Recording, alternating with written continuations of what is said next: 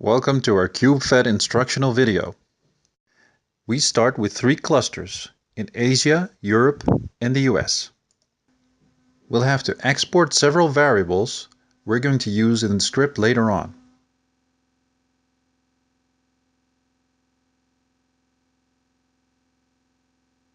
So when we export these, we get the credentials. Then, certificates need to be downloaded so that the kubectl utility can talk to the Kubernetes clusters. After typing in the following command, we get some local contacts which we can use to talk to each Kubernetes cluster.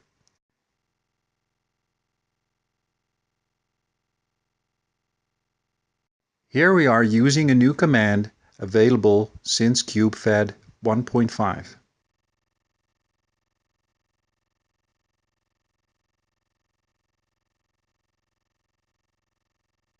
We choose to deploy a server on the US Federation plane.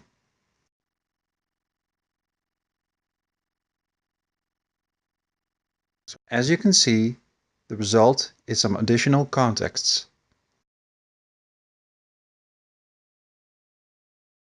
You should end up with 4 different clusters, 1 managing cluster and 3 subclusters. In this case, we end up with a cluster for US East.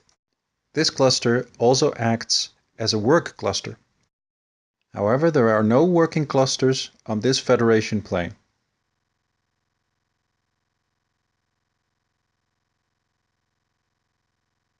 We will use another script which will add these 3 subclusters, which we will use as followed. We will have to wait a few seconds until the Federation plane synchronizes these states and can start using them.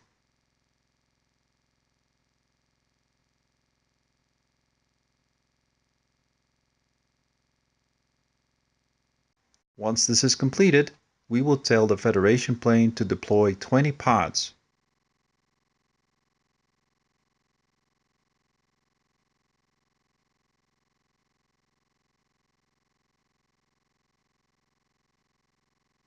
Now things get interesting.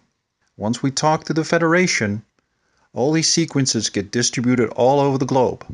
And if we talk to one of Kubernetes clusters, it gets its own share of the 20 pods.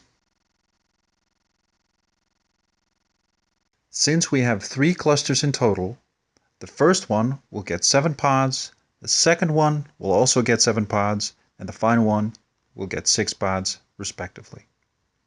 Thank you for listening.